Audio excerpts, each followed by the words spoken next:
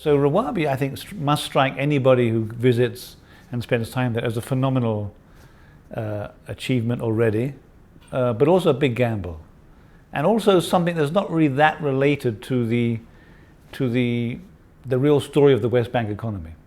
So how do you see that? I think first it's inspiring because it could be the first city in the last 1,000 years in Palestine. It's the first Palestinian city in the last 1,000 years. However, there are a lot of Israeli settlements and cities and villages that Israel has built for the Jewish community in the West Bank and before that in Gaza. So it has a lot of meaning to us, and that's why it's inspiring.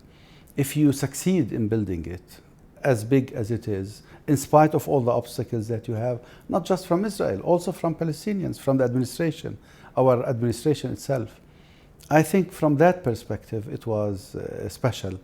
First, it needs the courage. You said it's a gamble. Yes, it is. It's a long-term project. It needs 10 to 15 years to be executed. And who knows what's happening in the country in the coming 5 months. Now we are in the beginning of a process that could collapse. So there's a lot of, as I see it, economic frustration among the people. And then they see Rawabi rising. And there must be a disconnect between the people and what they see. You're right, but you have no option. Because what's happening is that at the same time that you are talking about unemployment, 17% even in the West Bank, within those who are graduate of universities, this could reach 34 or 35%. But there are people who are 65% who are employed. Rawabi is built for those who are employed. And of course, the others will be frustrated, I agree. But they will keep that hope that projects like Rawabi will generate more and more business and more employment. You cannot just stop and say this is good or bad. You have to look into a perspective where we are under occupation. We cannot go prosperous under occupation. We cannot increase GDP by 30 or 40%. We cannot employ everybody. So everybody is trying his best, including investors like Bashar and Rawabi, to create jobs and to create some hope for the generation to come. Not all of them, part of them. Maybe 1/3 or 2/3 of them, yes. But that's the best we could provide. And to be frank, in our situation, that's a good ratio under the circumstances. You began by saying that Rawabi is an inspiration. Yeah. Economic and social and political. Sure. Yeah.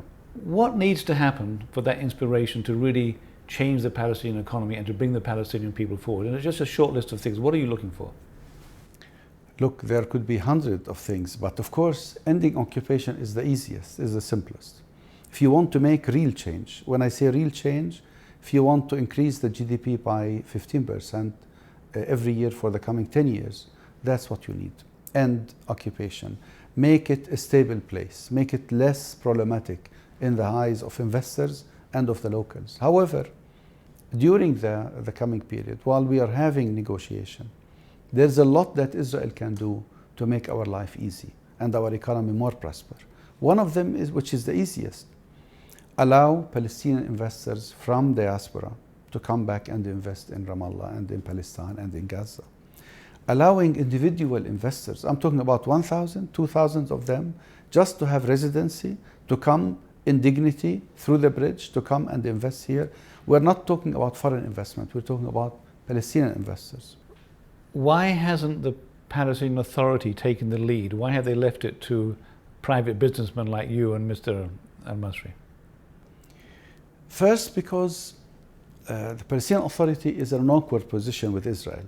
Israel will only facilitate their requests or their projects or their initiatives only if they have some framework, an acceptable framework, political one in particular, and maybe security one. With us as private sector, there is no such condition. There is no framework. If they like the project, they will support it. And if they trust us, believe us, they will do that. But no other reasons to reject. If it's the Palestinian Authority, the Knesset will interfere, the right-wing governments will interfere, and so on. So this is one component. But second, I think you need a vision. And not everybody has a vision. I believe that Bashar had a vision to establish Rawabi and he was successful. Till this point, I don't see that within the Palestinian Authority there is somebody who has the same kind of vision long term. They all work, especially in government, in 2-3 years time only. They cannot think of 10 years or 15 years. And that's why I think the private sector is more capable of doing that.